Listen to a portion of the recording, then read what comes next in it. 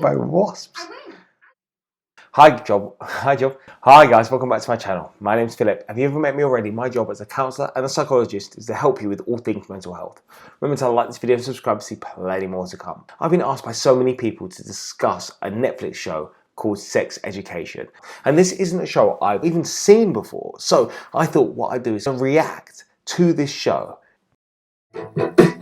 So, did you do it? Don't tell me you choked again. You didn't even try. I've given up. It's too much. I don't want to talk about it. I mean, what exactly is the problem here? I mean, can you even get a hard on? Of course I can. Right? I wait for them to go away. I don't like how it feels. Can we drop it now, please? No, but that is super weird. Super weird.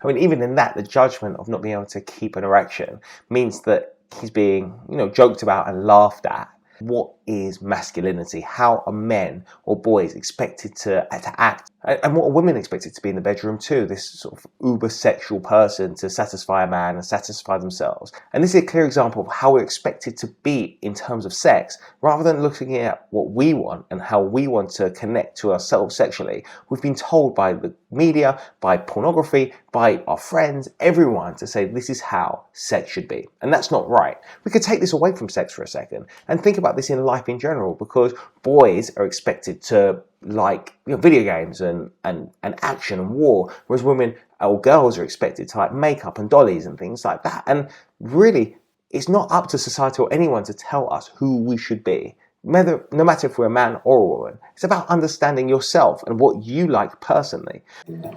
Is that Tom Baker? Yup. Captain of the Warhammer Society, his balls finally dropped. Yeah, I keep telling you, man. Everyone has had sex over the summer. Everyone except you. And you. Excuse me? I'm worried about you, man. Like, look around. Everybody's either thinking about shagging, about to shag, or actually shagging, and you can't even jack your beanstalk. I got plenty of time. I don't know, man. Everything's changing around here, and it's changing fast. And look at, again, all this expectation of what sex is, what they've been doing, who's been doing what. So much pressure on these young people's lives.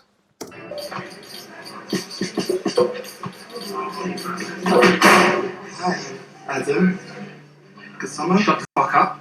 Tromboner, give me what you got.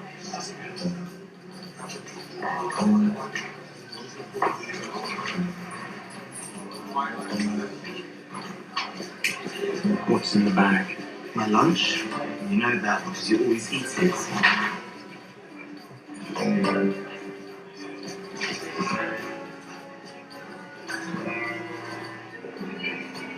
So you forgot something. It's just a pencil case. Don't give a fuck about your pencil case, curly whirly. Come on, man.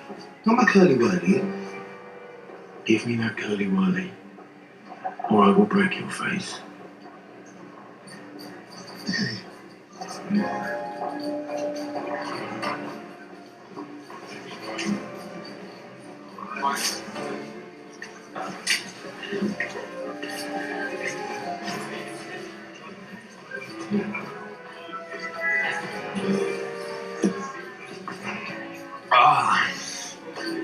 Yeah, see you tomorrow. Shit biscuit.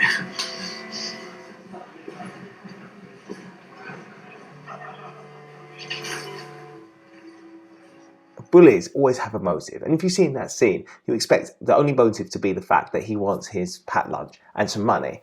Whereas looking at him, was that his only motive? Because, that touch, that look, that the way that he left, you think to yourself, actually, what is the motive of that bully? Because maybe it's more than just taking his lunch. Maybe he wants some attention. Maybe he wants something else from that character. Bullies don't just want you to give them what they ask for. They want something more, whether it's feeling empowered, whether it's respect, because maybe they're not getting that from home. And it seems that maybe there's something else going on here with that bully and this character, because I don't know what's going to happen, but maybe something is going to happen between them. Maybe it's not just the money, the curly whirly and the pat lunch he wants. Maybe there's something more. Do you really think this place has asbestos in it? I don't know. There's worse ways to go, I suppose. God, yeah. My auntie got eaten by wasps. What? She's stung to death. No. She was By eaten. wasps? be queen. I win. I win. No, you don't. Let's get rid of the queen. You lost. Sorry. I still don't get this game. Hand him over. Thank you.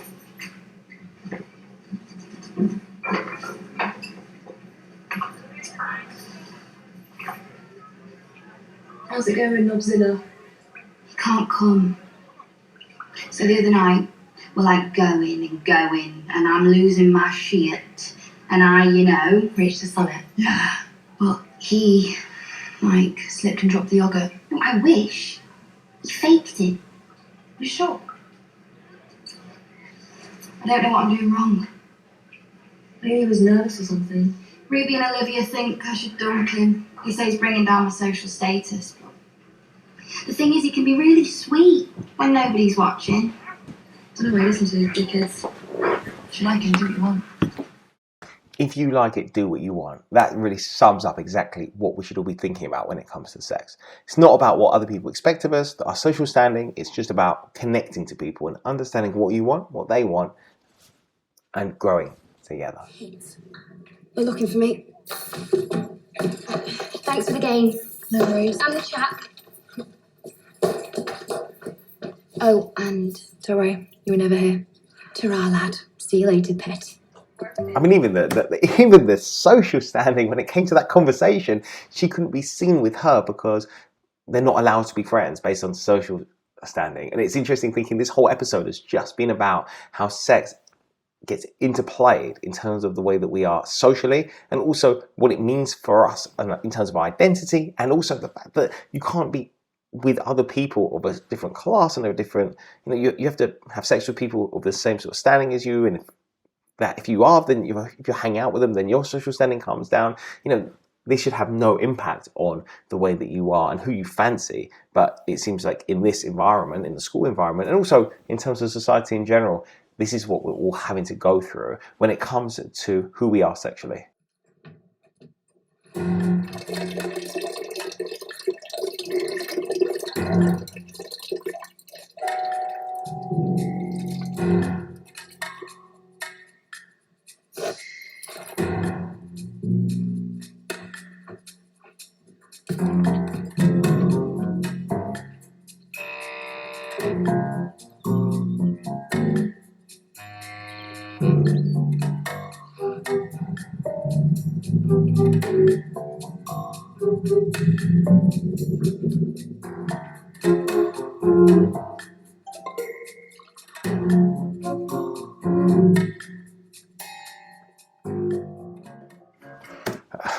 Let me assure you, there is no alcohol in the therapy room. I mean, I understand it looks good, but I think that therapy is best when two people are sober.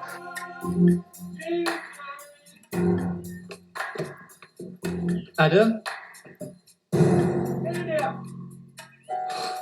Adam! Got a sex dungeon. No, this is not. I can explain. This is my mum's office, and she's a therapist. She's a sex therapist. I don't know what that is. She helps people with sex problems. She's a prostitute. No, Like a pimp. no, she's like a shrink. But instead of talking about mental health stuff, she talks about sex. People's sex lives. She helps people bone better. Yes, in essence. Look, could you not tell anyone about this, please? And then here we have the shame of someone being a therapist, as in the character's mother being a therapist, and it's almost, don't tell anyone about it. Don't tell anyone about my mum, the sex therapist. Almost there's an element of shame there, that someone shouldn't be a therapist, they shouldn't talk about sex. Whereas at school, everyone's going at it all over the place, and that's okay. But when you have to talk about it, that's the problem. And this is something that I hear so much in my practice. It's a problem to talk about mental health. It's a problem to talk about anxiety, sex, anything. But everyone's suffering from something. And if you don't get an understanding of what that thing is and how to overcome it, you're going to be stuck. And it's an expectation that we shouldn't discuss our mental health because it's almost seen as taboo or wrong. But going out and cracking on with everyone in the school playground, that's okay. But doing it and talking about it with a therapist, with a licensed professional who's going to help you, That seems wrong. It seems backwards even talking about it, but something that I hear all the time. You know, they've been doing some interesting studies with cannabis. They're just starting to wake up to its health benefits. Yeah, like how it makes everything funny, you know, like your face. Yeah. Ever so serious, like Atlas.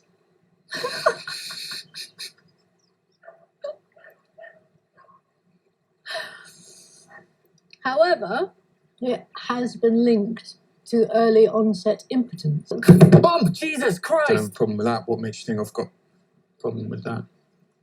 I didn't say you had a problem with that. But if you want to talk about it, Okay, I'm gonna go. Do you see there that she was sharing information? She just mentioned it, just as in a passing comment, yet he took it personally. And as a therapist, you see when you're talking to people, how people start reacting. When you talk about studies, when you talk about interesting facts with mental health, and what she was doing there is just opening a can of worms. This is a prime example of a therapist just saying something nonchalantly, just something open, and seeing someone squirm because it's hit the mark.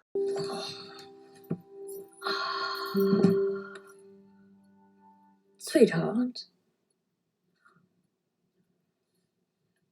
I've noticed you're pretending to masturbate, and I was wondering if you wanted to talk about it. It was the hand cream that gave it away. And, well, the magazine was a bit overkill. Anyway, I want you to know that you can talk to me about anything. No judgment. This is a safe place. This is not a safe place, Mum. You need to stop analysing everything I do. I will when you stop creating performative situations that you clearly want me to observe. Okay. I'm going to my room because I'm angry and I need some space. Okay. We'll talk about it when you're ready. It's really important to have that space in order to stop the emotions from overtaking your message. So you can take a deep breath. And that's what she did. She emotionally regulated her son there, which is a beautiful thing. To be able to notice the emotion and just allow it to simmer down and go away. And then to talk about what happened in that moment. It's fantastic. And whether he says anything or not, it's important for her to bring it up, should she wish, because it moves the conversation on one step. It's not about getting everything sorted like that, but it's about saying, okay, I'm noticing something. Do you want to talk about it or not? And if he doesn't want to talk about it, that's okay. His brain will still be churning it over, thinking about it, trying to understand it in a different way. Adam?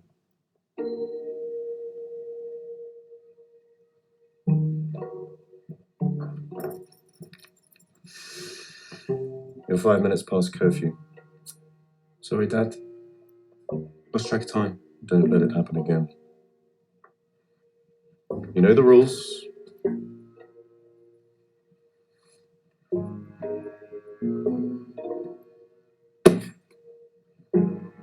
can have it back in the morning.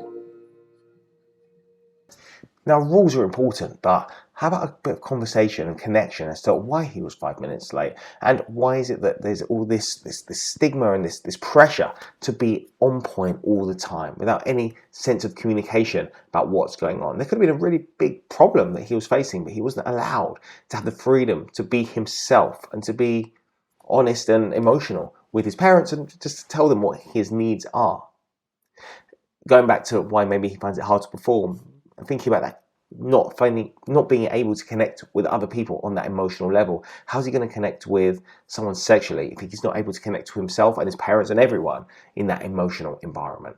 It's important that we're able to connect, not just up here, but in here emotionally with ourselves, other people, and the world. Otherwise, we'll always feel that stigma and that stuck feeling of not being able to move.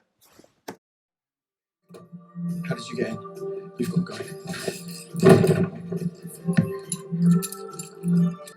Am I that bad? Yes.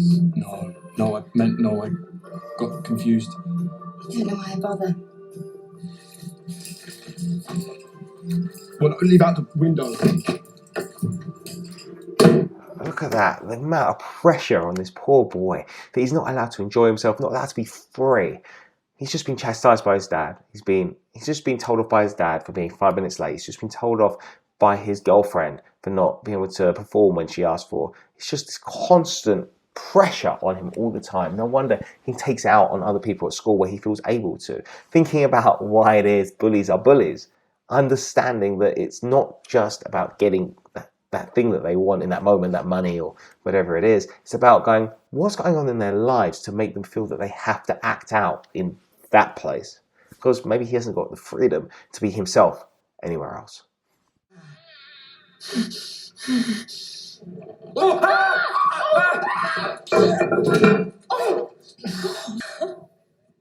Get out! No, it's fine. No, wait! Don't go. Help me. I know it was you who sent that video around. So I'm not going to help you. Please! You kid, it feels like it's going to explode and not in a good way. Well, that's not my problem. No, wait! Please, don't go. Should we get the nurse? No, you can't tell anyone. Even when it comes to taking Viagra or getting, erections or anything, there's no one that people feel they can talk to and that will meet them on their level in that non-judgmental way. And as a teenager, this is the time when you want to explore yourself, understand yourself, and it feels like there's no one to allow you to be you. Even in that toilet, he felt that he couldn't go and speak to the nurse because he didn't want, again, that judgment. It's just over and over again, sex is seen as this judgmental, horrible place to be, but everyone actually wants to go out and do it and to get their needs met. You're not winning if you don't do it, but by talking about it and doing it, it seems shameful and you can't explore it or understand it. And I'm not saying you've got to talk about it to everyone, but it's about going, what is it that will allow you to understand what it is that you need and not to feel shameful or to make people feel shameful for talking about it. I just can't stop thinking about stuff when we're shagging. What if I'm not good at this? Maybe I'm doing it wrong. Maybe she knows I'm doing it wrong. What if my dad walks in? Yeah, no, we get it. Well, sounds to me like you're experiencing some performance anxiety. Perhaps the mythology surrounding the size of your penis doesn't help things. It is interesting you mention your father. How does being the headmaster's son affect you? Everyone's watching me all the time. Everyone's like, there goes Adam Groff. Headmaster's son. He's got a big, massive elephant. I've got feelings. I guess that. I wish I could be a normal kid.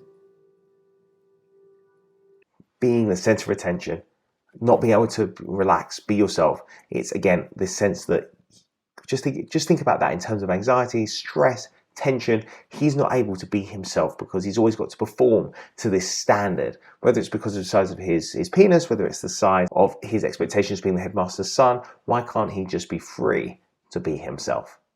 And it's stopping him from being able to explore his own needs. I think that you need to own your narrative, not let it control you. Yes, you have a large appendage, and yes, you're very visible in the school due to your father's position, but neither is likely to change. But your outlook can. Does that make sense? Not really.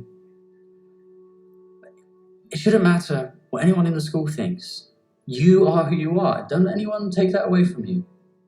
So everyone's wrong and I'm basically awesome. Be proud of your penis and your heritage, because neither are going anywhere.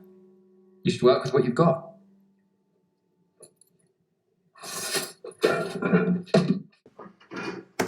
That will make sense to me. You can't help who you are, what you do, but if you own it and are confident and proud of who you are and where you come from, then it gives you that confidence to go, yes, this is me. Whether you like it or not, this is what I can give you. If you want to be friends with me, fantastic. Let's go and be friends together. If you don't, that's okay. Have a good life. Have fun. Because I can't change this. Therefore, either like it and we'll have fun, or we won't, and that's okay. We can go away. Do you really want to be friends with someone anyway, or in a relationship with someone that doesn't like you for who you are, the things that you can't change? It doesn't seem like a very fun relationship, does it?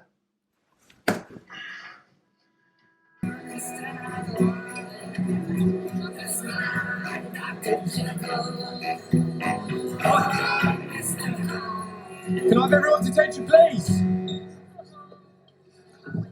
I have something to say. My name is Adam Groff. Headmaster Groff is my dad, which is weird because I'm quite shit at school.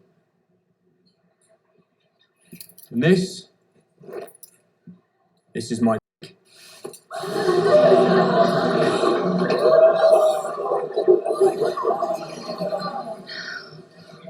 Yes, it is large. So yeah, that's me. Own who you are. Be proud of who you are. What a lovely experience. Know who it is you are, embrace it, and remember, if people want to come along for the ride with you, say come along with me. If they don't, wish them luck on their own path. Just everything about us is wrong. Sorry, but it's over.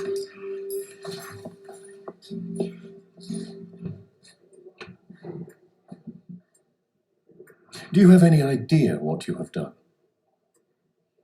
I've had multiple parents threatening to take their children out of school. They were going to charge you with public indecency if I hadn't intervened. Detention for the rest of term. What? Dad, You heard me. Get out.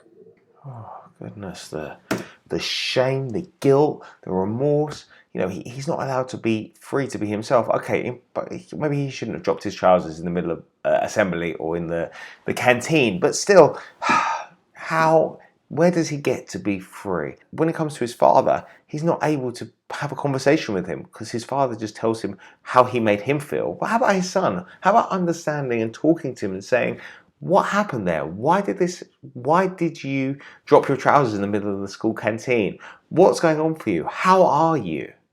Because if it's rather uncharacteristic for him to be that way, really understand what's going on. I mean, this is why so many people have mental health issues. It's because not only do they not feel free enough to talk about it, but also no one's asking them the questions. They've just been told just to keep calm and carry on and chill out. But it stops you from being free to know and to accept yourself because you've always been told that you're wrong.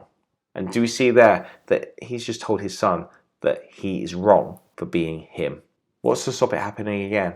Or it progressing into something even worse?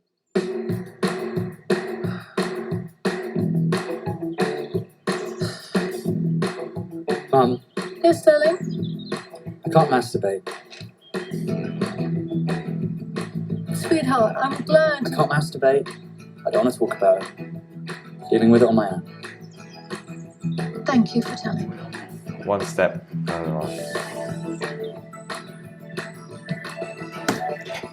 And that's the end of the first episode. And it's the first time I've actually seen that. And it's really interesting looking at the dynamics and why people are finding it hard to explore themselves. And it's not just the sex part of it, it's the whole of their lives. It's giving you an understanding about why people act the way they do, feel the way they do, and maybe you could relate this to your life too. Remember to like this video, subscribe, see plenty more to come. I'm going to try and do some more react videos in the coming weeks and months to give you an understanding of yourself through these shows so that you can learn what it is that you want from your life.